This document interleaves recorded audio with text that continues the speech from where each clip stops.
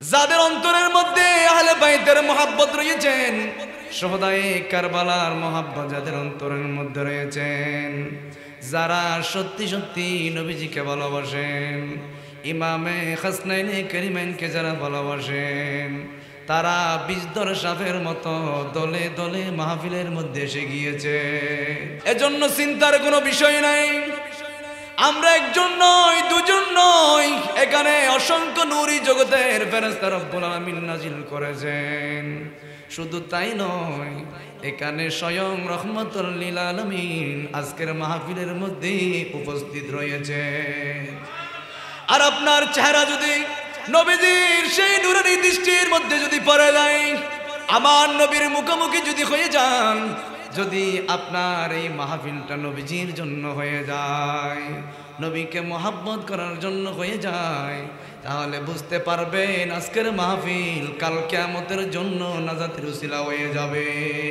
জানি না কেমন করে ছিলেন নবী সোনার মদিনায়, জানি না কেমন করে ছিলেন নবী সোনার মদিনায়, যে সময় এ জিদের দল দিল চুরি হোসেনের গলায়, হোসেন নবীজির আওলাদ সালামে জানাই। আরেকটু জোরে সালামে জানাই। যে মাতায় হাতি বলিয়ে গুম পাড়াতেন আম্মা ফাতেমায়, যে মাতায় হাতি বলিয়ে গুম পাড়াতেন আম্মা ফাতেমায়, কিভাবে সেই মাতাকে নীল জি ধীরের আগায়, হোসেন নবীজির আওলাদ সালামে জানাই, মোরা তোমায় সালামে জানাই। একদিকে আহলে বাইত আর একদিকে সাহাবী রাসূল সৈয়দনা আমির মুয়াবিয়া, যে আমির মুয়াবিয়াকে এখন আমাদের দেশের এক শ্রেণীর মানুষ রয়েছেন যারা সাহাবীদেরকে গালি দেয়, আছে না নাই? কেমন আমির মুয়াবিয়া, যিনি আমার নবীজির নূরানি জবান থেকে শুনে শুনে শুনে শুনে পবিত্র কালামে মাজিদ লিপিবদ্ধ করেছেন, লিখেছেন। সুবহানাল্লাহ। যার রিওয়ায়াত 103টা হাদিস যিনি বর্ণনা করেছেন, যার হাদিসের রিওয়ায়াত বুখারী শরীফের মধ্যে 7টি বর্ণনা হয়েছেন, যার রিওয়ায়াত মুসলিম শরীফের মধ্যে যার রিওয়ায়াত 5টি বর্ণনা হয়েছেন, অন্যান্য কিতাবের মধ্যে যার রিওয়ায়াত বর্ণনা হয়েছেন, যিনি নবীজির জবান থেকে শুনে শুনে কোরআনে পাক লিপিবদ্ধ করেছেন, এখন এক শ্রেণীর আলেম রূপে এক শ্রেণীর পীর সাহেব রূপে যারা আহলে বাইতকে গালি দেয়, সাহাবীদেরকে গালি দেয়, বুঝতে হবে তারা কখনো সুন্নি মুসলমান নয়, তাদের পরিচয় শিয়া। ঠিক কিনা বলে? আমার নবীজি বললেন, যারা ইজতিহাদি মাসালার মধ্যে সাহাবা ইকরামের মধ্যে দ্বন্দ্ব হবে, আহলে বাইতের মাঝে দ্বন্দ্ব হবে, ইজতিহাদি মাসালার মধ্যে যারা ভুলের উপর থাকবে, ভুল করলেও নবীজির নূরানি জবানে বর্ণনা করে দিয়েছেন তারা ভুল করেছেন, ভুলের উপর ছিলেন, তারপরও রব্বুল আলামিন একটা সওয়াব তাদের আমলনামার মধ্যে লিপিবদ্ধ করে দিবেন।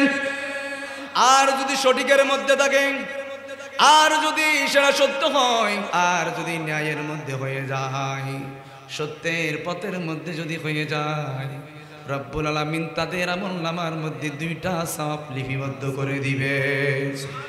এজন্য তাদের ব্যাপারে বলার মতো আমাদের কোনো সাহস নাই, যেহেতু নবীজি বলেছেন, নবীজি সৈয়দনা আমির মুয়াবিয়ার জন্য দোয়া করেছেন, সৈয়দনা আমির মুয়াবিয়ার জন্য আমার রহমাতুল লিল আলামিন আল্লাহর কাছে দোয়া করেছেন। এলমের জন্য দোয়া করেছেন, হিকমতের জন্য দোয়া করেছেন। শুধু তাই নয়, সাইয়েদনা আমির মুয়াবিয়া রাদিয়াল্লাহু তাআলা আনহু প্রতিদিন তাহাজ্জুদের নামাজ পড়তেন। তাহাজ্জুদের নামাজের জন্য প্রতিদিন উঠে যেতেন। সুবহানাল্লাহ। তাহাজ্জুদের নামাজের জন্য উঠে যেতেন। আমি এটা বলার উদ্দেশ্য হলো যে আজকে আপনি কাকে গালি দিচ্ছেন? যার জন্য নবীজি দোয়া করলেন, যার জন্য নবীজি দোয়া করেছেন, যিনি কোরআন লিপিবদ্ধ করেছেন। এজন্য আমি বলতে চাই, শিয়াদের উদ্দেশ্য সাইয়েদনা আমির মুয়াবিয়া নয়। শিয়াদের উদ্দেশ্য হলো যেহেতু কোরআন আমির মুয়াবিয়া লিপিবদ্ধ করেছেন, হাদিস আমির মুয়াবিয়া লিপিবদ্ধ করেছেন, যেহেতু সবগুলো আমির মুয়াবিয়া লিপিবদ্ধ করেছেন, আমির মুয়াবিয়া রাদিয়াল্লাহু তাআলা আনহুকে যদি ভুল প্রমাণ করা যায়, দোষী সাব্যস্ত করা যায়, নাউজুবিল্লাহ, কোরআনের মধ্যে ভুল আছে এই ধরনের বলার মতো সাহস করবে, ঠিক কিনা বলে? এজন্য আমির মুয়াবিয়ার দোষ নয়। মূলত যেহেতু কাতিবে ওহী লেখক 13 জনের মধ্যে আমির মুয়াবিয়ার নাম রয়েছেন, উনি কোরআন লিপিবদ্ধ করেছেন। সাইয়েদনা আমির মুয়াবিয়া এবং আলীর মধ্যে দ্বন্দ্ব হয়েছেন, এটা মূলত বিষয় নয়। হাসানের সাথে দ্বন্দ্ব হয়েছেন, এটা মূলত বিষয় নয়। মূলত বিষয় হলো কোরআনের মধ্যে ভুল আছে, হাদিসের মধ্যে ভুল আছে, এই ধরনের বলার মতো স্পর্ধ করার সাহস করতে চাই, ঠিক কিনা বলে? এটা কোনো মূল বিষয় নয়। এজন্য আজকে বিষয়ে দেওয়া হয়েছে ওনাদের মধ্যে কি সন্ধি হয়েছেন, ওনাদের মাঝে কি সংকল্প হয়েছেন। ওনারা ভুলের মধ্যেও যদি তাকে একটা সওয়াব যিনি দিবেন বলেন তিনি কে? সাইয়েদনা আমির মুয়াবিয়া বললেন, ইমাম হাসান যেদিন উপযুক্ত হবেন, যেদিন বয়স্ক হবেন, যেদিন যুবক হবেন, নওজোয়ান হবেন, প্রাপ্তবয়স্ক হবেন, ওই দিন ওনার দায়িত্বটা ওনাকে বুঝাই দেওয়া হবে। সুবহানাল্লাহ। এই মর্মে আমির মুয়াবিয়া রাদিয়াল্লাহু তাআলা আনহু ইমাম হাসানের কাছে চিঠি লিখলেন, ও ইমাম, আপনি আপনার উপস্থাপনা করেন, আপনার বক্তব্যটা উপস্থাপনা করেন। আপনি যা যা চান আমি সাইয়েদনা আমির মুয়াবিয়া নির্দ্বিধায় আমি মেনে নেব। আমি সব মেনে নেব। আমি এটাও বলতে চাই, আপনি যখন প্রাপ্তবয়স্ক হবেন, আপনি যখন বড় হবেন, আমার এই ক্ষমতার প্রয়োজন নাই, আমার এই ক্ষমতার প্রয়োজন নাই, যেহেতু আপনি ছোট। যেদিন আপনি উপযুক্ত হবেন আমি আপনাকে দায়িত্ব বুঝাই দেব, আপনাকে দায়িত্ব দিয়ে যাব। সাইয়েদনা আমির মুয়াবিয়া 20 বছর খেলাফতের দায়িত্ব পালন করেছেন। সুবহানাল্লাহ। এজন্য যারা এই ইস্যুকে নিয়ে সাহাবীদেরকে গালি দিতে চায়, আমির মুয়াবিয়া রাদিয়াল্লাহু তাআলা আনহুকে গালি দিতে চায়, উনি কেমন ছিলেন? যার রওয়ায়াত বুখারীর মধ্যে রয়েছেন। কেমন বুখারী? যে বুখারীটা ইমাম বুখারী লিপিবদ্ধ করার সময় এমনি লিপিবদ্ধ করে নাই। ইমাম বুখারী শরীফ লিপিবদ্ধ করার সময় গোসল করেছেন, ওযু বানিয়েছেন, চোখের মধ্যে সুরমা দিয়েছেন, গায়ের মধ্যে পারফিউম ব্যবহার করলেন, আর নবীজির রওজায়ে পাকের সামনে বসে গিয়েছেন। 2 রাকাত নফল নামাজ পড়লেন। যেই হাদিসটা বুখারী শরীফের মধ্যে উল্লেখ করবেন, ওই হাদিসটা নবীজি রওজায়ে পাকের সামনে পাঠ করেছেন, তেলাওয়াত করেছেন। যারা আমার নবীকে মরে গিয়েছেন বলেন, যারা বলে নবীজি মরে গিয়েছেন, নবীজি মাটির সাথে মিশে গিয়েছেন, এটা যদি বলো তাহলে বুখারী শরীফকে অস্বীকার করা হয়ে যায়, ঠিক কিনা বলে? আমার নবী মরা নবী নয়, আমার নবীজি মরে নাই, আমার নবীজি রওজায়ে পাকের মধ্যে জীবিত আছে না নাই? উনি বললেন, আমি রওজায়ে পাকের সামনে বসে গেলাম, আমি নবীজিকে ওই হাদিস খানা আরম্ভ করে শোনালাম। রহমাতুল লিল আলামিন রওজায়ে পাক থেকে আমার হাদিস শুনেছে। নবীজির গোলামের, মৌলাজির গোলামের কোনো চিন্তা নাই, চলে নবীজির জান্নাতে মদিনাতে যাই, চল নবীজির জান্নাতে মদিনা। যখনই শোয়াবে আমায় অন্ধকার কবরে দয়া করে তাকিবেন নবী আমারি কবরে পাইলে তোমারে নবী পাইলে তোমারে নবী আমার চিন্তা নাই চলো নবীজির জান্নাতে মদিনা।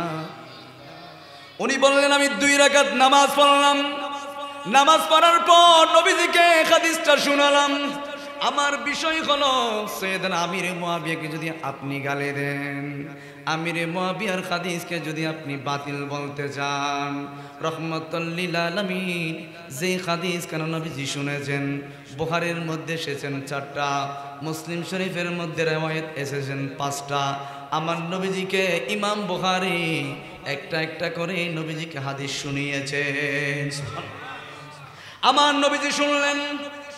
আমার নবীজি যদি রওজায়ে পাক থেকে বলতেন ও ইমাম বুখারী এই হাদিসটা ঠিক আছে, রাবি ঠিক আছে, সনদ ঠিক আছে, মতন ঠিক আছে, এই ধরনের যদি বলতেন, ইমাম বুখারী ওই হাদিস কেন বুখারী শরীফের মধ্যে উল্লেখ করেছেন। এইভাবে লিখতে লিখতে সাইয়েদনা আমির মুয়াবিয়ার riwayat বুখারী শরীফের মধ্যে আছে না নাই? আছে না নাই? আমি এটাই বলতে চাই, সাইয়েদনা আমির মুয়াবিয়াকে যদি বাতিল বলতে চান, যারা হাদিস কানা রহমাতুল লিল আলামিন নবীজি রওজায়ে পাকের মধ্যে শুনেছেন, যদি ওই সময় যদি নবীজি হাদিসগুলো বাতিল করে দিতেন তাহলে আমরাও বাতিল বলতাম। কিন্তু আমার নবীজি হাদিসগুলো শুনেছেন, আমার নবী বললেন হাদিসগুলো ঠিক আছে। ইমাম বুখারী তুমি বুখারী শরীফের মধ্যে হাদিস লিপিবদ্ধ করতে পারো, আর যে হাদিসগুলোর সনদ ঠিক নাই, রাবি ঠিক নাই, ওই হাদিসগুলো আমার নবীকে যখন শুনিয়েছেন আমার নবীজি বলেন নাই ঠিক আছে, যার কারণে বাতিল করে দিয়েছেন। এইভাবে যেগুলা যেগুলা সহি রয়েছেন, যেগুলো যেগুলো নবীজি শুনেছেন, নবীজি যেগুলোর মধ্যে রাইট বলেছেন, ওইগুলা বুখারী শরীফের মধ্যে ইমাম বুখারী উল্লেখ করে দিয়েছেন। আমি জানি আপনাদের এগুলো ভালো লাগবে না, আমি এগুলা আসার সময় এগুলা যে বিষয়টা দেওয়া হয়েছে বিষয়ের প্রাসঙ্গিক যেগুলো আসবে সবগুলো ইয়া করেন এমনি আসেনি। এজন্য সাইয়েদনা আমির মুয়াবিয়া যার বিরুদ্ধে আজকে এক শ্রেণীর শাহজাদা নামক শাহগদা হাত তুলেছেন, দোষী সাব্যস্ত করতে চাই, বলতে চাই গদির এরকম যদি বাতিল হয় ঈদে মিলাদুন নবীও বাতিল হয়ে যাবে। নাউজুবিল্লাহ বলেন। এরা দেখবেন শিয়াদের টাকা খাওয়ার কারণে তাদের এই পরিস্থিতি হয়েছে। দেখবেন তাদের মধ্যে এলম নাই, আমল নাই, কোনো কিছু নাই, দেখবেন এমনি বিক্রি হয়ে যাওয়ার কারণে মুখ দিয়ে যেমন ইচ্ছা তেমন বলতেছে। আমি বলতেছিলাম সাইয়েদনা আমির মুয়াবিয়া রাদিয়াল্লাহু তাআলা তাহাজ্জুদের নামাজ আদায় করার জন্য প্রতিনিয়ত দাঁড়িয়ে যেতেন, রাতের বেলায় তাহাজ্জুদের নামাজের জন্য দাঁড়িয়ে যেতেন। এজন্য আমাদেরকে শিক্ষা দিয়েছেন, দুনিয়ার মানুষ কষ্ট দিয়েছেন, দুনিয়ার মানুষ ক্ষমতা দেখিয়েছেন, রাতের বেলায় সুন্দর জামাটা পরিবেশন করে আপনি নামাজের মধ্যে দাঁড়িয়ে যান, সমস্ত জ্বালা সমস্ত কিছু দূর করে দিবেন কে? উনি নামাজের মধ্যে দাঁড়িয়ে গিয়েছেন, একদিন পড়লেন, দুদিন পড়লেন, প্রতিনিয়ত তাহাজ্জুদের নামাজ পড়লেন। এইভাবে প্রতিনিয়ত তাহাজ্জুদের নামাজ যখন পড়তে লাগলেন, একদিন শয়তান ওয়াসওয়াসা দিলেন, ঘুমের মধ্যে রয়ে গিয়েছেন। ওই দিন তাহাজ্জুদের নামাজ উনি পড়তে পারলেন না। ওই দিন তাহাজ্জুদের নামাজ না পড়ার কারণে আমার রব সাইয়েদনা আমির মুয়াবিয়াকে 2 দিনের সওয়াব আমলনামার মধ্যে দিয়ে দিয়েছেন। 2 দিনের সওয়াব দিয়ে দিয়েছেন। দ্বিতীয় দিন আর ডাকতে হয় নাই, উঠতে হয় নাই। সাইয়েদনা আমির মুয়াবিয়াকে শয়তান নিজেই ডেকে দিয়েছেন তাহাজ্জুদের নামাজের জন্য। সুবহানাল্লাহ। এজন্য সাইয়েদনা আমির মুয়াবিয়া ইমাম হাসানকে বললেন, তোমাকে আমি লিস্টটা দিয়ে দিলাম, তোমার যা যা লিপিবদ্ধ করার ইচ্ছা হয় তুমি লিপিবদ্ধ করে দাও, যা যা বলতে ইচ্ছা হয়, যা যা তোমার সন্ধি করতে ইচ্ছা হয়, যা যা তোমার শর্ত রয়েছে সবগুলা নাও, সবগুলা দিতে পারো, আমি সাইয়েদনা আমির মুয়াবিয়া সবগুলা মেনে নেব।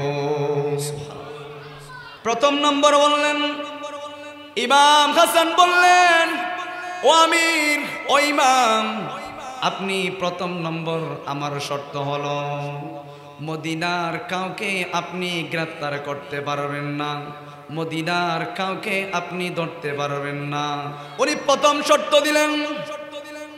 ও আমিরে মুআবিয়া, সাইয়েদনা আমিরে মুআবিয়াকে প্রথম শর্ত দিলেন, মদিনার কাউকে আপনি গ্রেফতার করতে পারবেন না, বন্দী করতে পারবেন না। দ্বিতীয় নম্বর বললেন, আমি হাসান এবং হুসাইনের নিরাপত্তাকে নিশ্চিত করতে হবে। আমাদের বিরুদ্ধে অসংখ্য জালিম, অসংখ্য মুনাফিক আছে না নাই? কারবালার সেই জিনিসটা, কারবালার ঘটনাটা কোনো বেঈমান ঘটায় নাই, কোনো মুনাফিক ঘটাই নাই। যে মুনাফিকগুলা ঘটিয়েছেন তাদের মুখের মধ্যেও দাড়ি ছিল, তারাও নামাজের সময় হলে নামাজ পড়তে যেত, তাদের মাথার মধ্যেও পাগড়ি ছিল, কিন্তু নবীর কলিজার টুকরা ইমাম হুসাইনের গলার মধ্যে ছুরি চালিয়েছেন, ঠিক কিনা বলে? এদের মুখেও দাড়ি আছে। এজন্য দাড়ি রাখার নাম মুসলমান নয়, টুপি দেওয়ার নাম মুসলমান নয়। মুসলমান কাদেরকে বলা হয়? আল্লাহ কোরআনের মধ্যে জানিয়ে দিয়েছেন, কদ আফলাহাল মুমিনুনাল্লাযীনা হুম ফী সালাতিহিম খাশিউন। ঈমানদার তাদেরকে বলা হয়, মুমিন তাদেরকে বলা হয় যারা রবের সামনে দাঁড়ালে যাদের অন্তরের মধ্যে দুনিয়ার কাউকে ভয় নাই, দুনিয়ার কাউকে ভয় পায় না, একজনকে ভয় পায়। বলেন তিনি কে? ক্ষমতার মালিক কে? এজিদ ক্ষমতা চেয়েছিল, এজিদ ক্ষমতা চেয়ে অন্যায় আচরণ করেছেন। ইমাম হুসাইন নিজের জীবন দিয়ে দিয়েছেন। এজন্য যারা হুসাইনি হয়ে যায় তারা অন্যায়কে প্রশ্রয় দেয় না, তারা প্রয়োজনে গর্দান দিয়ে ফেলবে, তারপরও অন্যায়কে প্রশ্রয় দিবে না, ঠিক কিনা বলে? এই জন্য এখান থেকে শিক্ষা হলো যে আমরা হুসাইনি মুসলমান যারা হব তারা অন্যায়কে কখনো প্রশ্রয় দিব না, অন্যায়কে কখনো সমর্থন করব না। প্রয়োজনে ইমাম হুসাইনের মতো তরবারের নিচে চলে যাব, শহীদ হয়ে যাব, তারপরও অন্যায়কে প্রশ্রয় দেওয়া যাবে না। কথা বলেন ঠিক কিনা? তৃতীয় নম্বর শর্ত হলো পুরো রাজ্য আমি হাসানের আয়ত্তের মধ্যে থাকতে হবে, আমি হাসানের কথার মধ্যে থাকতে হবে। এগুলো সবগুলো সন্ধির মধ্যে লিপিবদ্ধ করে দিয়েছেন। বনি হাশেম যেটা রয়েছেন এটা উমাইয়া গোত্রের ঊর্ধ্বে সম্মান দিতে হবে, উপরে স্থান দিতে হবে। সুবহানাল্লাহ। দেখেন একের পর এক শর্ত দিয়েছেন। সাইয়েদনা আমির মুআবিয়া বললেন, ইমাম আপনি যা বলবেন, আপনি যা সন্ধি করবেন, আপনি যা বলবেন সবগুলো মেনে নেব। যা লিখতে ইচ্ছা হয়, আপনি যা লিখতে ইচ্ছা হয় সবগুলা লিপিবদ্ধ করে দিবেন, আমি মেনে নেব। কিন্তু আমার পক্ষ থেকে অনুরোধ হলো, আপনি এখন ছোট, আপনি যখন প্রাপ্তবয়স্ক হবেন তখন আমার দায়িত্বটা আপনার কাছে অর্পণ করে দেব। পঞ্চম নম্বর হলো হাসান হুসাইন যেখানে ইচ্ছা সেখানে থাকবে। আপনার ইচ্ছা মতো এক জায়গার মধ্যে আমরা থাকবো না, যেখানে ইচ্ছা আমরা সেখানে পদার্পণ করবো, যাব, আমাদেরকে বাধা দেওয়া হবে যাবে না। আর ষষ্ঠ নম্বর হলো আপনি যখন ইন্তেকাল করবেন, ইন্তেকালের পর আমাকে খলিফা হিসাবে মনোনীত করতে হবে। সুবহানাল্লাহ। এই সন্ধিগুলো হয়েছেন। আর এদের মধ্যে কথার মাধ্যমে যেগুলো ভুল হয়েছেন, কথার মাধ্যমে যেগুলো ভুল বুঝাবুঝি হয়েছেন, নবীজি বললেন ইজতিহাদি মাসালার কারণে ভুল করার কারণে রব্বুল আলামিন তাদেরকে একটা সওয়াব আল্লাহ দিয়ে দিবেন। এখানে মাথার মতো কোনো পথ নাই। এই সন্ধিগুলো যখন হয়েছেন 20 বছর সাইয়েদনা আমির মুআবিয়া দায়িত্ব পালন করলেন, চিঠিটা গিয়েছেন, সন্ধিগুলা হয়েছেন, তাদের মাধ্যমে এইগুলা যখন হয়েছেন, সাইয়েদনা ইমাম হাসান উনি যখন পানি পান করতে লাগলেন, যেই পাত্রের মধ্যে উনি পান করবেন, পানি পান করবেন, ওই পাত্রের মধ্যে কে জানি কিতাবের মধ্যে আসলেন নাম প্রকাশ করে নাই, পানির মধ্যে, পানির মশকের মধ্যে বিষ মিশ্রিত করতে লাগলেন, বিষ দিতে লাগলেন। প্রথম দিন যখন বীজ দিয়েছেন উনি অনুভব করেছেন, কষ্ট অনুভব করেছেন, সাথে সাথে রহমাতুল লিল আলামিন হায়াতুন নবী রওজায়ে পাকের সামনে চলে গিয়েছেন। আজকে গাউসিয়া মাদ্রাসার মধ্যে সৌদে কারবালা হচ্ছে, তার অনেক কাজ রয়েছেন, অনেক ব্যস্ত রয়েছেন। যারা আহলে বাইতকে মোহাব্বত করে, কাজ থাকলেও তাদেরকে মাহফিলের মধ্যে যিনি নিয়ে আসবেন বলেন তিনি কে? আল্লাহ নিয়ে আসবেন।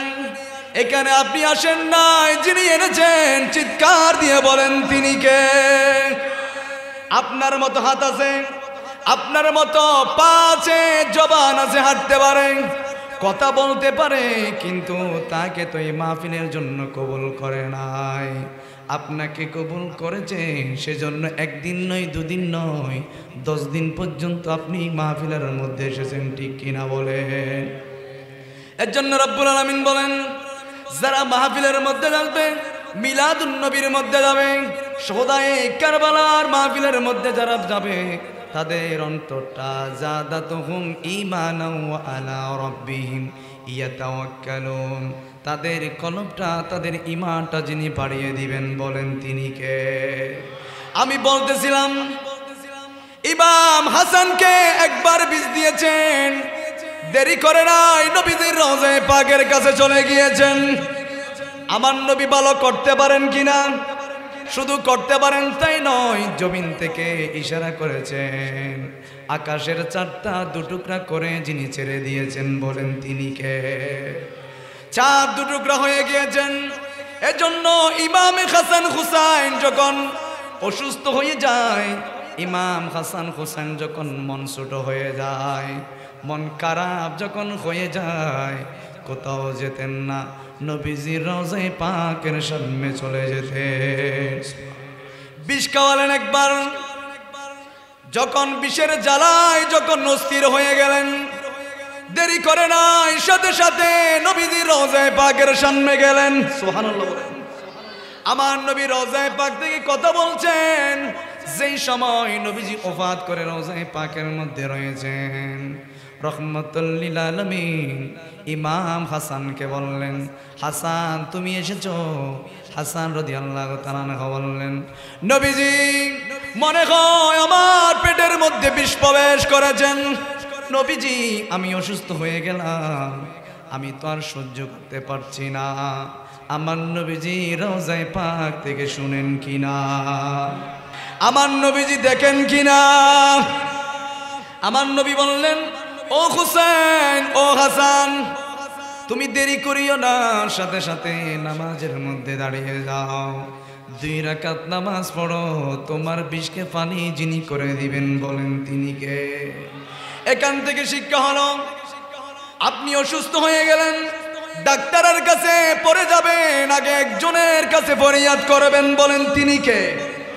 মানুষ কষ্ট দিয়েছেন, মিথ্যা মামলা দিয়েছেন, বিভিন্নভাবে হেনস্থ করেছেন, অত্যাচার করেছেন, জুলুম করেছেন, আগে প্রতিবাদ করার আগে একজনকে বিচার দিবেন বলেন তিনি কে? আল্লাহ বলেন, আমার বিচারের উপর কোনো বিচারক নাই, আমার ক্ষমতার উপর কোনো ক্ষমতাবান নাই বলেন তিনি কে? তাবারাকাল্লাযী বিয়াদিহিল মুলকু ওয়া হুয়া আলা কুল্লি শাইইন কাদির। আমি তো ক্ষমতার মালিক, আমি তো জীবন দেওয়ার মালিক, আমি তো মৃত্যু দেওয়ার মালিক, আমি তো হায়াত দেওয়ার মালিক, আমি তো সম্মান দেওয়ার মালিক, আমি তো 20 বছর বাঁচিয়ে রাখার মালিক। আমার ক্ষমতার চাইতে বড় ক্ষমতাবান কেউ নাই বলেন তিনি কে?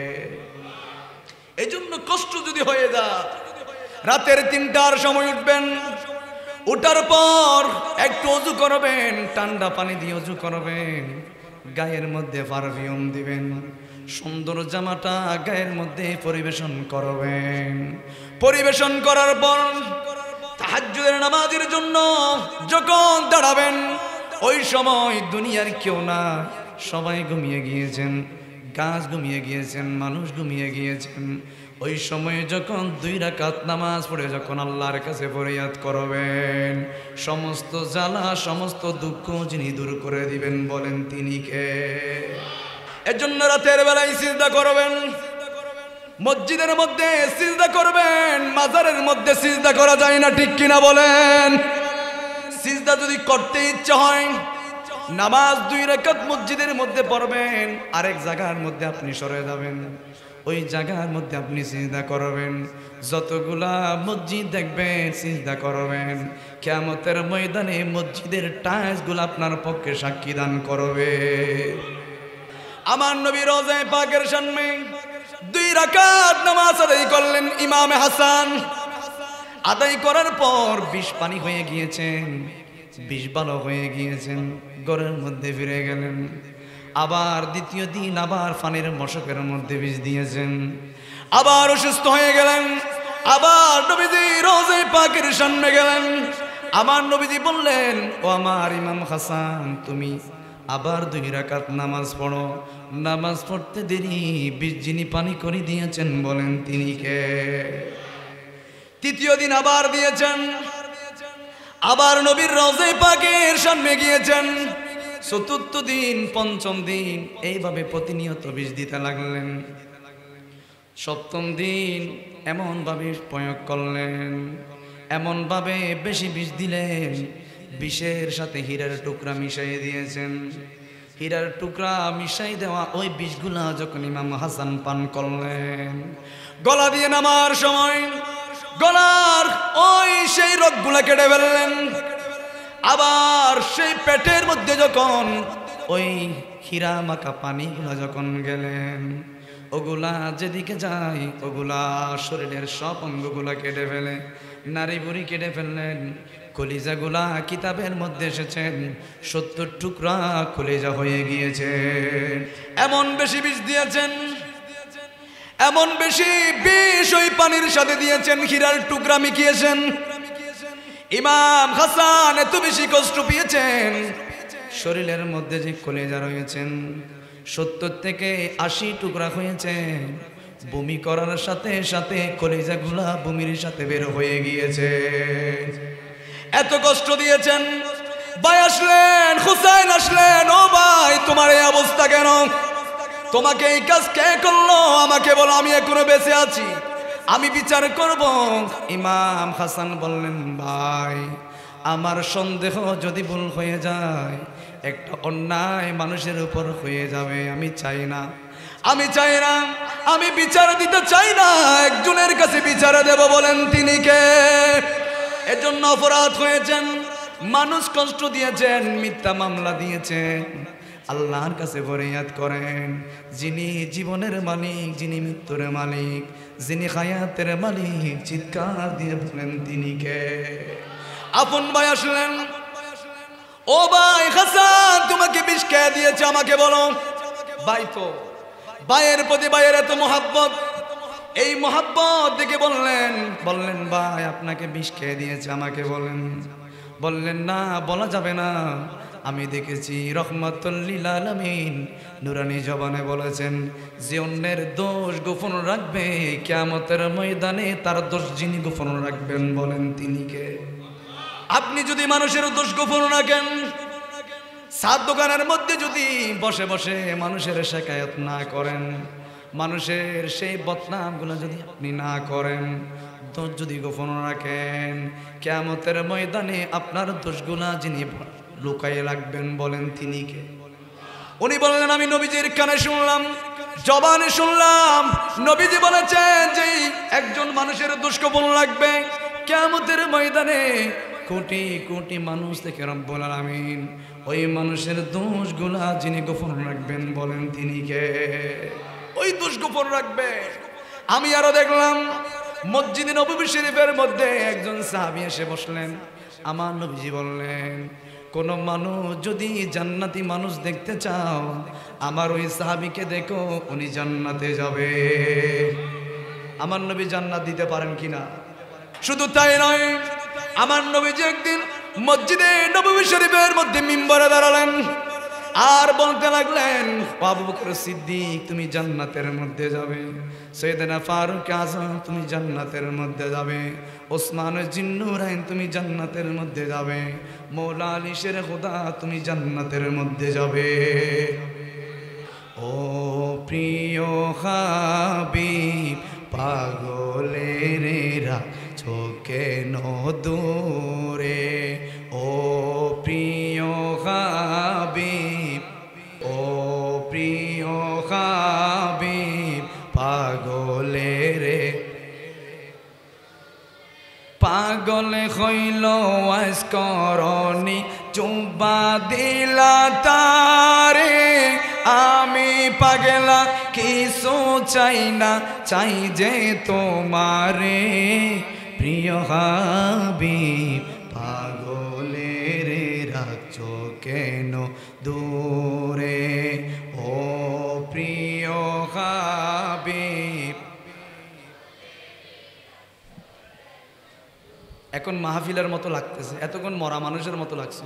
আরেকটু জোরে, ও প্রিয় হাবিব পাগলের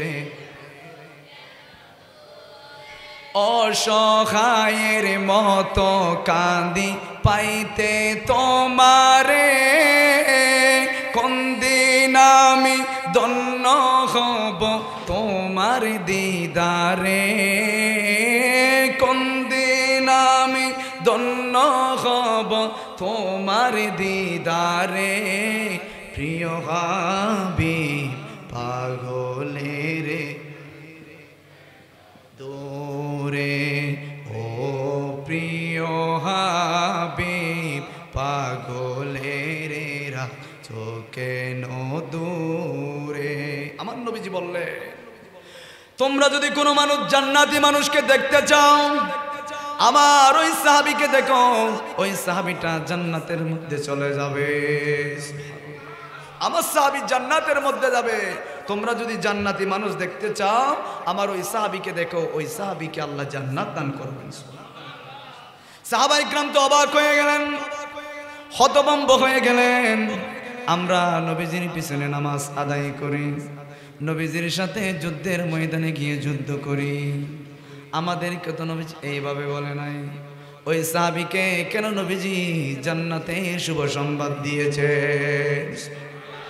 দ্বিতীয় দিন আবার আসলেন, আবার ওই জায়গার মধ্যে ওই সাহাবীটা বসলেন, আবার বললেন ও আমার সাহাবীরা, কোন মানুষ যদি জান্নাতে মানুষ দেখতে চাও, আমার ওই সাহাবীকে দেখো, ওই সাহাবীটা জান্নাতের মধ্যে যাবে, জান্নাতে যাবে। তৃতীয় দিন আবার বসলেন ওই জায়গার মধ্যে, আবার নবীজি নুরানি জবানে বললেন, আমার ওই সাহাবীটা জান্নাতের মধ্যে যাবে। সাহাবা ইকরাম অবাক হয়ে গেলেন, কোন কারণে নবীজি জান্নাতি বললেন, কিসের জন্য নবীজি জান্নাতি বললেন, আমাদেরকে দেখতে হবে। ওনারা বের হয়ে গেলেন, একজন সাহাবী ওই সাহাবীর বাড়ির মধ্যে গেলেন, গিয়ে বললেন, ভাই আমি 3 দিনের জন্য তোমার বাড়ির মধ্যে মুসাফির হিসেবে তোমার বাড়িতে আসলাম, আমি কি থাকতে পারবো?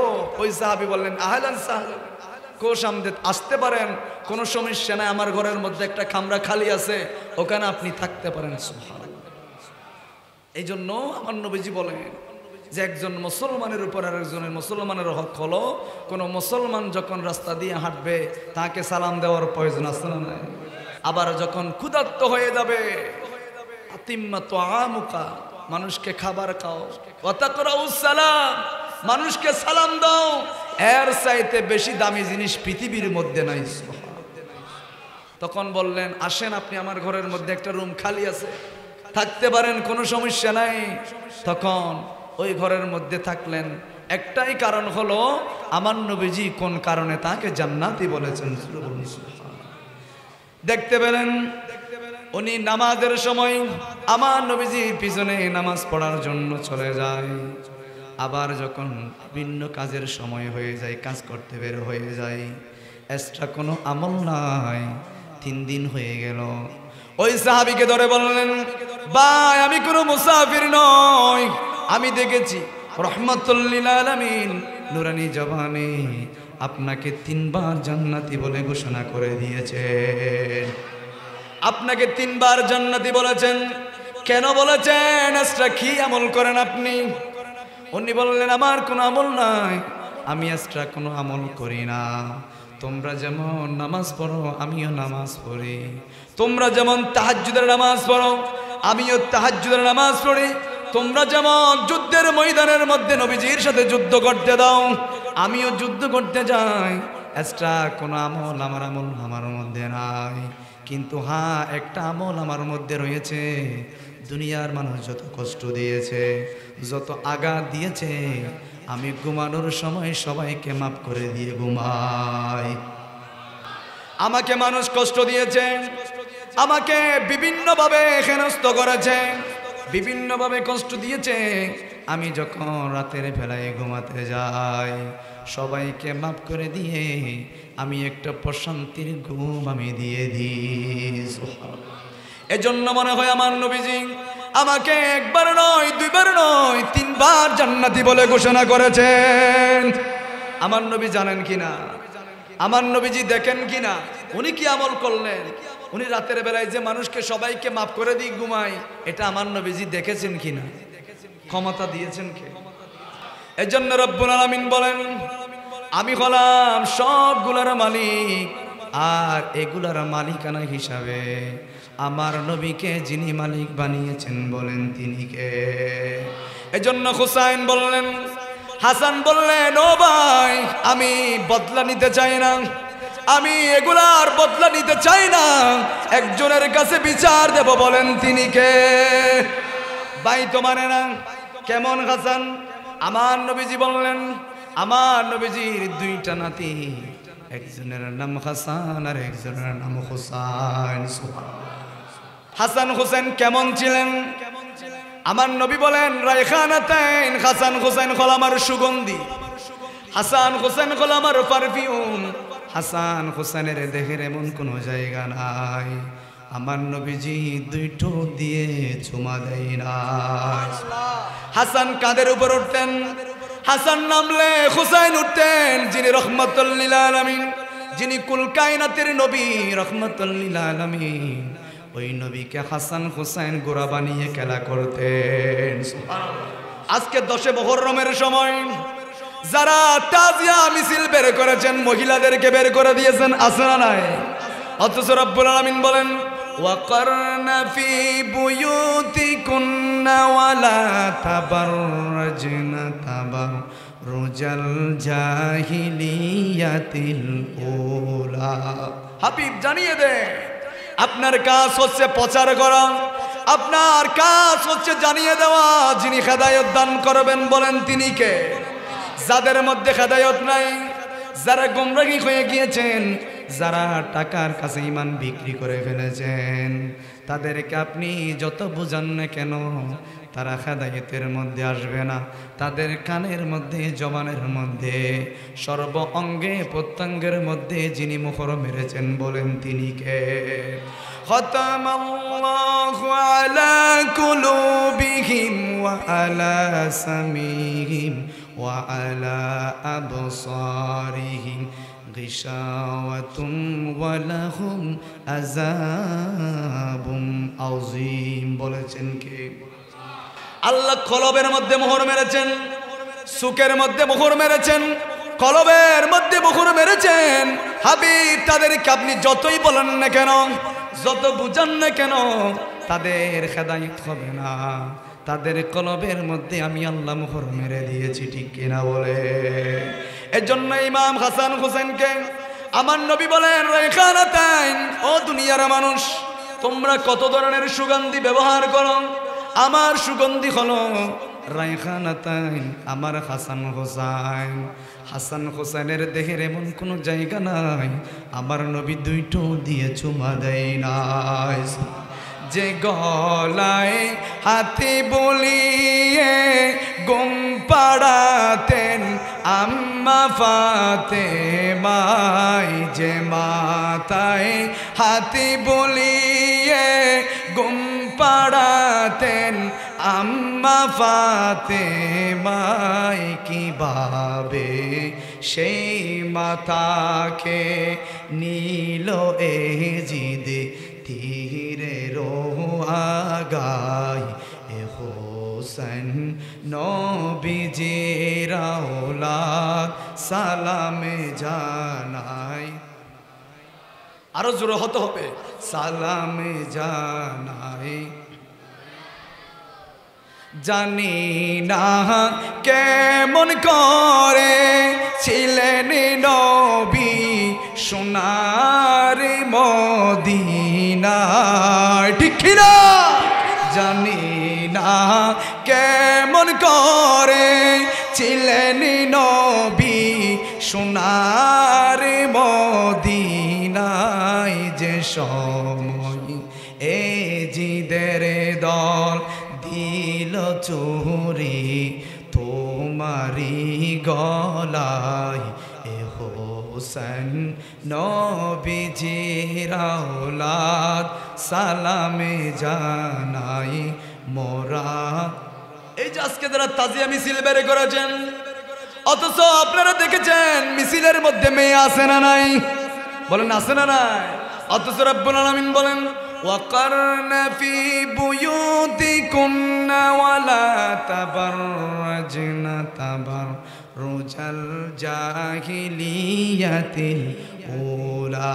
হাবিব জানিয়ে দেয়, মহিলারা যখন ঘরের মধ্যে থাকবেন, আমার মা বোনরা যারা আজকের আলোচনাগুলো শুনছেন, আম্মা জান আপনার ছেলে কেন আপনার কথা শুনে না? আপনার কথা কেন মানে না? মুরব্বি দেখলে কেন সালাম দেয় না? আপনি যে বিউটি পার্লারের মধ্যে সাজতে গিয়েছেন, বিভিন্নভাবে পর্দা না করে বের হয়েছেন, এই জন্য যতজন যুবক দেখেছেন সুখের জেনা যিনি দিবেন বলেন তিনি কে? যতগুলো মেয়ে আজকে তাজিয়া মিছিলের জন্য বের হয়েছ, তাজিয়া মিছিল তো এজিদ বাহিনীরা করেছেন। আমার ইমাম হুসাইনের সের মুবারক যখন কেটে ফেললেন, মুসলমান নামক মুনাফিকরা যখন আমার ইমাম হুসাইনের সের মুবারক যখন কেটে ফেললেন, ওই সের মুবারকের ওই গাল দিয়ে দাঁত বরাবর ছুরি ঢুকাই দিয়ে মাথাটা সের মুবারকটা উপরের দিকে করে মিছিল করে করে এজিদের সেই পরিষদের মধ্যে নিয়ে গিয়েছে। নাউজুবিল্লাহ বলেন। এটা তারাই করেছেন তাজিয়া মিছিল। এজন্য তাজিয়া মিছিল যারা করবে বুঝতে হবে তারা এক নম্বরের এজিদি, ঠিক কিনা বলেন? এটা তারাই করেছে। হুসাইনি মুসলমানরা এভাবে করে নাই। হুসাইনি মুসলমান কি করেছেন? ইমামে হুসাইন বলেন, আমার শরীরের মধ্যে এমন কোনো জায়গা নাই যেই জায়গার মধ্যে তীর ঢুকে নাই। যেই মুহূর্তে আজানের শব্দ আমার কানের মধ্যে ঢুকেছে, সাথে সাথে তীর নিয়ে নামাজের মধ্যে দাঁড়িয়ে গিয়েছি। আর আপনি মেয়েদেরকে বের করে দিয়েছেন। কিতাবের মধ্যে আসলেন আহলে বাইতের মেয়েদেরকে যখন ঘর থেকে বের করে দেওয়ার জন্য এজিদ বাহিনীরা বের হলেন, তারা তো বের হয় নাই, তাদেরকে দুনিয়ার কেউ দেখে নাই, কোনো বেগানা পুরুষ দেখে নাই, সেজন্য তারা তাঁবুর মধ্যে অবস্থান করেছেন। কিতাবের মধ্যে এসেছেন একটা তাঁবুর মধ্যে আগুন ধরিয়ে দিয়েছেন। মহিলারা তাঁবু থেকে বের হয় নাই, কারো কাপড় পুড়ে যাচ্ছেন, কারো জামা পুড়ে যাচ্ছেন, তাঁবু থেকে বের হয় নাই, আর একটা তাঁবুর মধ্যে চলে গিয়েছেন। সুবহানাল্লাহ বলেন। তারা আমাদেরকে এটাই শিক্ষা দিয়েছেন, মরণ আসবে, মৃত্যু আসবে, বিপদ আসবে, তারপরও রব্বুল আলামিন যে পর্দা করাকে ফরজ করে দিয়েছেন, মরতে পারবো, তারপরও পর্দা কখনো তরক করব না।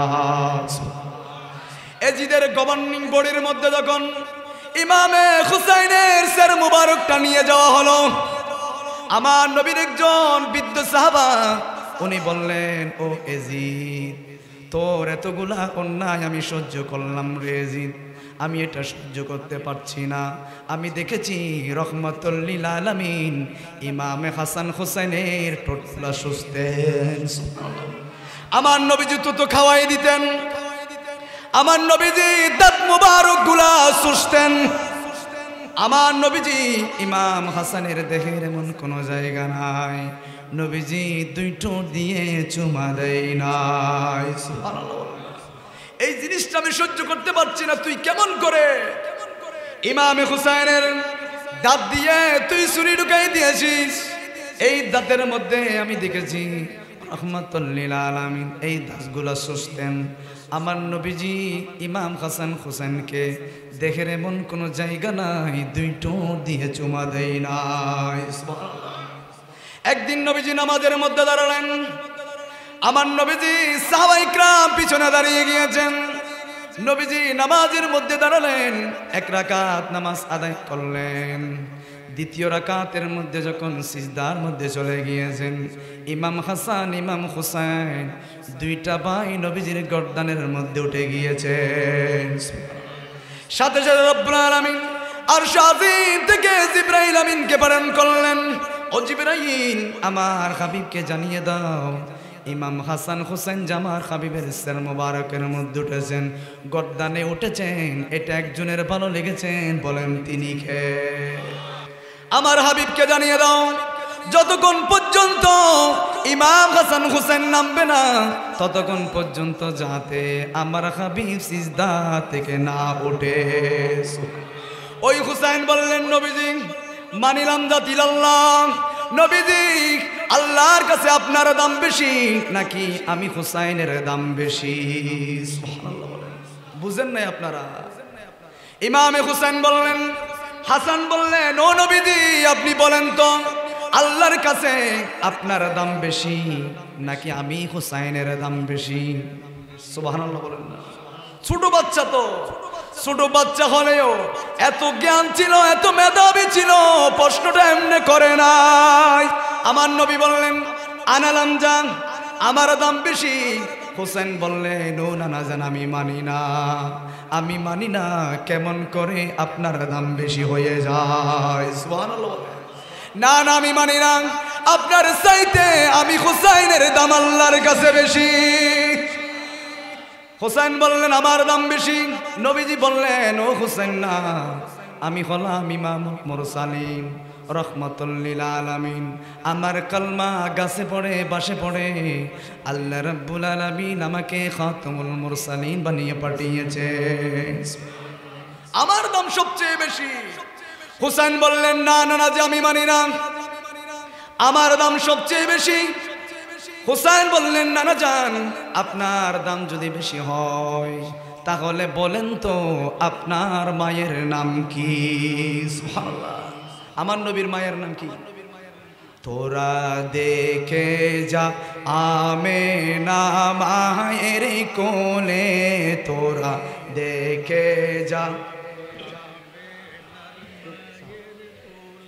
মধু পূর্ণিমারি শ্বেতা চাঁদ দলে, যেন উষার কাঙ্গারো বিদুলে, তোরা দেখে যা আমেনা মায়ের কোলে, তোরা দেখে যা মধু পূর্ণিমারি শ্বেতা চাঁদ দলে, যেন উষার কোলে রাঙা রবি দোলে, তোরা দেখে যা লে, তোরা দেখে যা আমেনা। হুসাইন বললেন, আপনার মায়ের নাম কি? আমার নবীর মায়ের নাম কি? আরো জোরে বলতে হবে, মায়ের নাম কি? আমার নবীজির মায়ের নাম নিয়েছেন, আল্লাহ গুনাহ মাফ করে দিয়েছেন, কারণ নবীজির মা। আমার নবীজির মা কেমন ছিল? নবীজি বললেন, ও হুসাইন তুমি ঠিক বলেছ, আমার মায়ের চাইতে আমার মা কেমন ছিল? নবীজি যুদ্ধের ময়দানের মধ্যে যাবেন, ইন দ্য মিন টাইম আমার নবীজির মায়ের কবর। আমার নবীজি সাহাবীদেরকে বললেন, ও আমার সাহাবায়ে কিরাম আমি আমার মায়ের কবর জিয়ারত করব। সুবহানাল্লাহ বলেন। এখন কবর জিয়ারতকে বেদাত বলা আছে না নাই? আছে না নাই? মাজার পূজারি বলেন জিয়ারতকে বেদাত বলে, অথচ নবীজি বললেন, ও আমার সাহাবায়ে কিরাম তোমরা সবাই দাঁড়িয়ে থাকো, আমি নবীজি আমার মায়ের কবরটা একটু জিয়ারত করব। আমার নবীজি এই বলে কবরের মধ্যে দাঁড়ালেন। রহমাতুল লিল আলামিন ছোটবেলার দৃশ্যগুলো মনে করে করে আমার নবীজি ছোট বাচ্চার মতো হাউমাউ করে কান্না করতে লাগলেন। নবীজির কান্না দেখে সাহাবায়ে কেরামও কান্না শুরু করে দিলেন। আমার নবীজি বললেন, ও আমার সাহাবায়ে কেরাম, আমি না বললাম তোমরা কান্না করিও না? সাহাবায়ে কেরাম বললেন, নবীজি আপনি কান্না করলে কেমন করে আমরা কান্না থামিয়ে রাখবো? নবী আপনার জন্য তো জীবন দেওয়ার জন্য প্রস্তুত। নবীজি আপনি বললে কলিজা টেনে বের করে ফেলতে পারব। ও নবীজি আপনি কান্না করতেছেন, কেমন করে আমরা কান্না সহ্য করব? আমার নবী বললেন, ও আমার সাহাবায়ে কেরাম, আমার মা আমেনা আমার দেহের এমন কোনো জায়গা নাই দুই ঠোঁট দিয়ে চুমা দেয় না। আমার মা আমাকে জাইতুনের তেল দিয়ে সিঁথি বাড়িয়ে দিতেন। আমার মায়ের খেদমত আমি করতে পারি নাই। আল্লাহ রাব্বুল আলামিন আমাকে জানিয়ে দিয়েছেন, হাবিব জানিয়ে দেন, কোন মানুষ যদি মা বাবার চেহারার দিকে তাকায়, একবার তাকালে কবুল হজের সওয়াব যিনি দিবেন বলেন তিনি কে? হযরত আনাস জিজ্ঞেস করলেন, নবীজি আমি যদি আমার মায়ের চেহারার দিকে যদি যেইনি 100 বার তাকাই, আমার কি 100টা কবুল হজের সওয়াব হবে নাকি? আমার নবীজি বললেন, ওয়াল্লাহ আল্লাহর শপথ 100 বার নয়, দৈনিক যদি 1 কোটি বার তোমার মায়ের চেহারার দিকে তাকাও, 1 কোটিটা কবুল হজের সওয়াব যিনি দিবেন বলেন তিনি কে? আমার হুসেন বললেন, নবীজি আপনি জানেন কিনা আপনার মায়ের নাম যদি আমেনা হয়, জেনে রাখেন আমার মায়ের নাম ফাতেমা। আমার মায়ের নাম ফাতেমা। আপনি আমার মাকে চিনেন কিনা? আমার মা হলো রহমাতুল লিল আলামিনের কন্যা। আমার মা হলো সাইয়্যিদা নিসাই মিন আহলিল জান্নাহ, জান্নাতের রমণীদের সরদার আল্লাহ বানিয়ে দিয়েছেন। আমার মাকে আল্লাহ সম্মানী বলেছেন, আমার মায়ের সম্মান আল্লাহ বৃদ্ধি করে দিয়েছেন। এজন্য আপনার মায়ের চাইতে আমার মায়ের দাম আল্লাহর কাছে বেশি। সুবহানাল্লাহ। দ্বিতীয় নম্বর প্রশ্ন করলেন, নবীজি আপনি বলেন তো আপনার নানের নাম কি? বলেন না। আমার নবীজির নানের নাম কি? আমার নবীজির নানের নাম হলো বাররা ইবনে আব্দে ওয়াজ্জা। সুবহানাল্লাহ বলেন। আজকে মুখস্থ করে ফেলেন। আমার নবীজি বললেন আমার নানির নাম হলো বাররা ইবনে আব্দে ওয়াজ্জা। হুসাইন বললেন, নবীজি আপনার নানিরে কয়জনে চিনে? কেউ চিনে না। কিন্তু আপনি আমার নানিরে চিনেন কিনা? আমার নানিরে সবাই চিনে। আমার নানিরে আরশ আজিম থেকে আল্লাহ সালাম দিয়েছেন। আমার নানিকে আল্লাহ সালাম দিয়েছেন। আমার নানির নাম হলো খদিজাতুল কুবরা তাহেরা। সুবহানাল্লাহ বলেন। আমার নবীজি কান্না করে দিলেন, বললেন, হুসাইন তুমি ঠিক বলেছো, আমার খদিজাতুল কুবরা এমন আমার বিবি ছিলেন, যখন মক্কার কাফেররা আমাকে পাগল বলে পাথর নিক্ষেপ করেছেন, ইসলামকে বাঁচানোর জন্য, ইসলাম প্রতিষ্ঠা করার জন্য, আমাদেরকে বাঁচানোর জন্য নবীজি যখন তাইফের ময়দানের মধ্যে গিয়েছেন, তাইফের কাফেররা নবীজিকে পাগল বলে পাথর মেরেছেন। ঠিক কিনা বলে? পাথর মেরেছে। আমার নবীজি বললেন, আমার খদিজাতুল কুবরা দুনিয়ার সবাই আমাকে ছেড়ে দিয়ে চলে গিয়েছেন, কিন্তু আমার খদিজাতুল কুবরা আমাকে ছেড়ে দিয়ে যায় নাই। অনেক সম্পদের মালিক ছিলেন, সব সম্পদ আমি নবীজির কদমের মধ্যে বিলীন করে দিয়েছে। সব দিয়ে দিয়েছে, সব কিছু দিয়ে দিয়েছেন, কিন্তু মৃত্যুর সময় আমার খদিজাতুল কুবরা আমাকে কয়েকটা ওসিয়ত করেছেন, কয়েকটা ওয়াদা করিয়েছেন।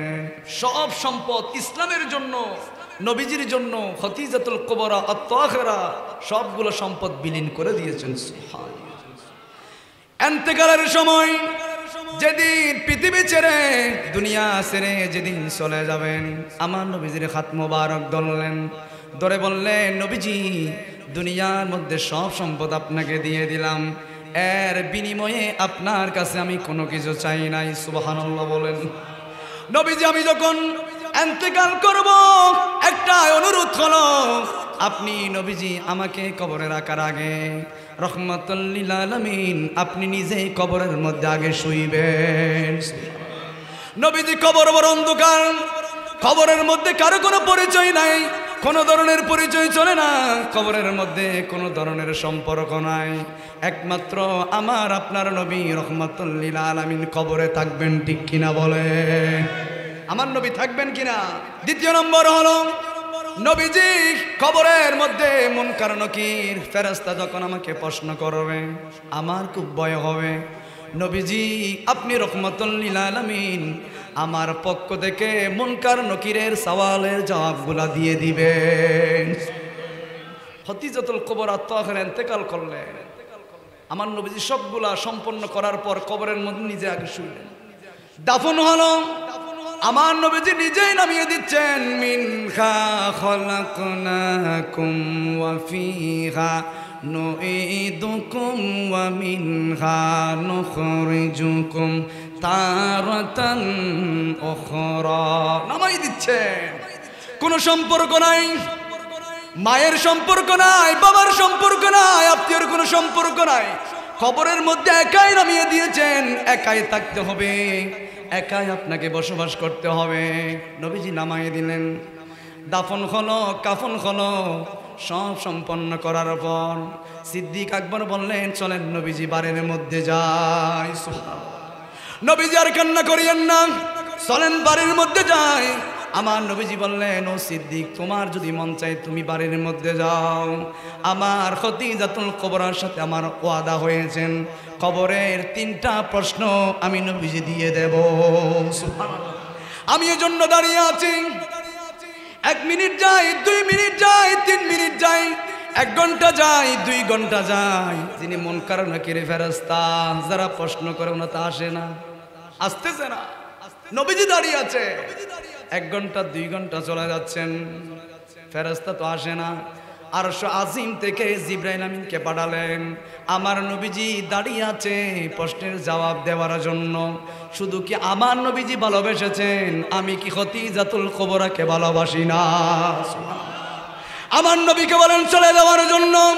জিবরাইল তুমি যাও, আমার নবীকে বলে দাও আমি আল্লাহ আরশ আজিম থেকে সওয়ালের জবাব আমি আল্লাহ দিয়ে দিলাম, আমি নিজেই দিয়ে দিলাম। আমার নবীজিকে চলে যেতে বলেন। আমি রব্বুল আলামিন ওই মহিলাকে এত ভালোবাসলাম, আমি আল্লাহ নিজেই প্রশ্নের জবাবগুলা আমি আল্লাহ দিয়ে দিলাম। আমার নবীজি বললেন হুসাইন তুমি ঠিক বলেছো, তোমার নানির দাম আল্লাহর কাছে সবচেয়ে বেশি। এরপর আমার নবীজিকে হুসাইন বললেন ইয়া রাসূলুল্লাহ বলেন তো আপনার নানার নাম কি? আমার নবীজি বললেন হুসাইন আমার নানার নাম হলো ওয়াহাব ইবনে আব্দে মানাফ, আমার নানার নাম এটা। হুসাইন বললেন ও নানা জান আপনার নানারে কয়জনে চিনি? কেউ চিনে না, কেউ নামও জানে না, আপনি আমার নানারে চিনেন কিনা? আমার নানা হযরত কাউসারের মালিক, আমার নানা ইশারা করলে চাঁদ 2 টুকরা হয়ে যায়, আমার নানা ইশারা করলে চাঁদ ডুবন্ত সূর্য উঠে যায়, আমার নানা অল্প পানির মধ্যে হাত রেখেছেন পানির ফোয়ারা সৃষ্টি হয়ে যায়। আমার নানাকে রব্বুল আলামিন কাউসার দান করেছেন, আমার নানাকে রব্বুল আলামিন ইয়াসিন বলেছেন, আমার নানাকে রব্বুল আলামিন ওয়াদদুহা বলেছেন, আমার নানাকে রব্বুল আলামিন হাবিবুল্লাহ বলে ঘোষণা করে দিয়েছে। আমার নানার আপনি চিনেন কিনা? বলেন তোমার নানার নাম কি? বলেন আমার নানার নাম মুহাম্মাদুর রাসূলুল্লাহ সাল্লাল্লাহু আলাইহি ওয়াসাল্লাম। হুসাইনকে আমার নবীজি বললেন ও হুসাইন আমার নানার চাইতে তোমার নানার দাম আল্লাহর কাছে বেশি। ওই হুসাইন বললেন হাসান ও ভাই হাসান আপনি বলেন কে আপনাকে বিষ দিয়েছেন, কে আপনাকে কষ্ট দিয়েছেন? আমি হুসাইন এখনো বেঁচে আছি, আপনি আমাকে বলেন। কলিজা বের হয়ে গিয়েছেন, তারপরও হাসান বললেন আমি প্রতিশোধ নিতে চাই না, আমি প্রতিশোধ নিতে চাই না, আমি আল্লাহর কাছে বিচার দিলাম, এটার বিচার যিনি করবেন চিৎকার দিয়ে বলেন তিনি কে?